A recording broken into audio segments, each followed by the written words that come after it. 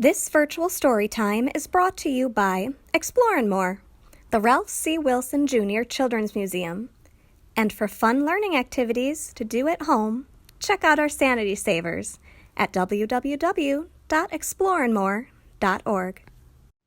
Hi there! My name is Jamie Nablo, a local professional actress for many companies, including Shakespeare in Delaware Park, and today I'm going to be reading you Where the Wild Things Are by Maurice Sendak. This story is about a little boy with an incredible imagination who transports himself to a world where he is king. At Explorin' More, we encourage you to use your imagination as much as possible, because when you use your imagination, you could be anything you want. So let's start reading. Where the Wild Things Are, Story and Pictures by Maurice Sendak.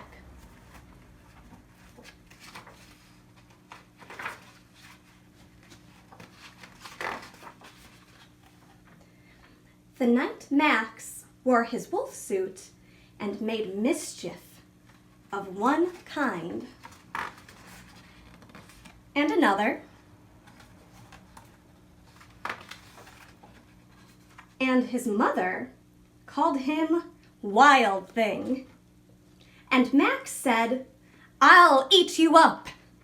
So he was sent to bed without eating anything.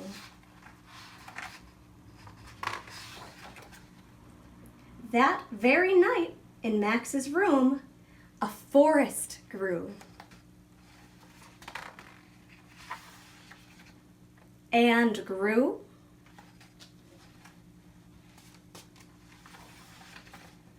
And grew, until his ceiling hung with vines, and the walls became the world all around.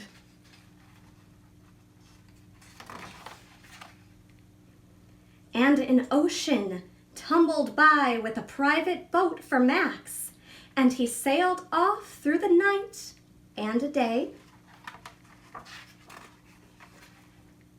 and in and out of weeks, and almost over a year, to where wild things are.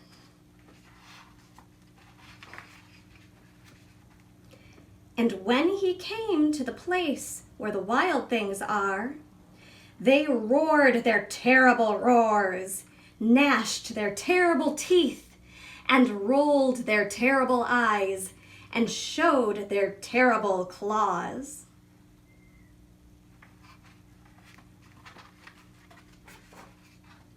Till Max said, "Be still," and tamed them with the magic trick of staring into all their yellow eyes without blinking once.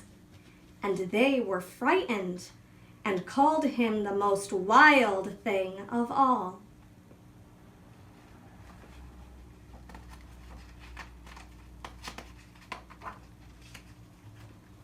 And made him king of all wild things. "And now," cried Max, "let the wild rumpus start."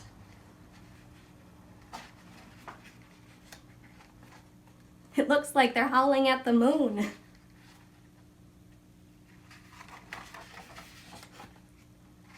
And here it looks like they're swinging from the trees, like they're monkey bars.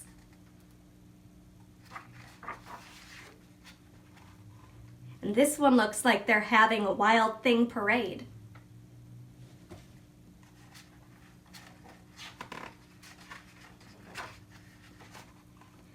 "Now stop," Max said, and sent the wild things off to bed without their supper.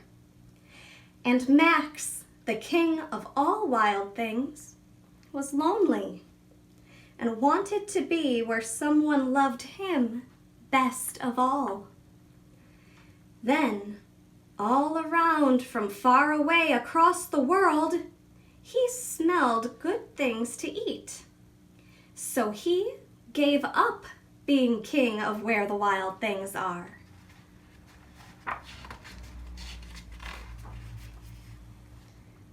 But the wild things cried, "Oh, please don't go. We'll eat you up. We love you so." And Max said, "No."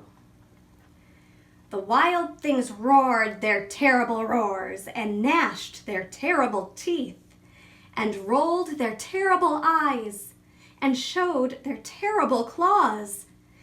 But Max stepped into his private boat and waved goodbye.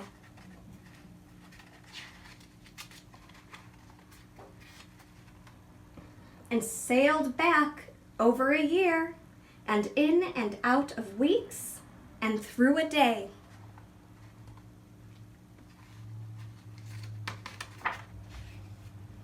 And into the night of his very own room, where he found his supper waiting for him.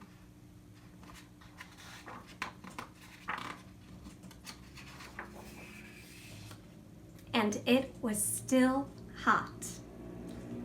The end. Well, I hope you enjoyed Where the Wild Things Are. Max had an amazing dream, didn't he?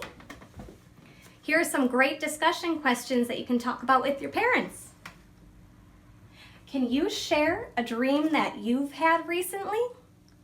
If you can, have your mom or dad help you comment on the Explore and More Facebook page to tell us all about it. Max also wanted to be where someone loved him best. Where did Max end up? And where do you feel loved best? We hope you enjoyed Virtual Storytime, brought to you by Explore and More Children's Museum. See you next time. Bye. This Virtual Storytime is brought to you by Explore and More, the Ralph C. Wilson Jr. Children's Museum. And for fun learning activities to do at home, check out our Sanity Savers at www.exploreandmore.org.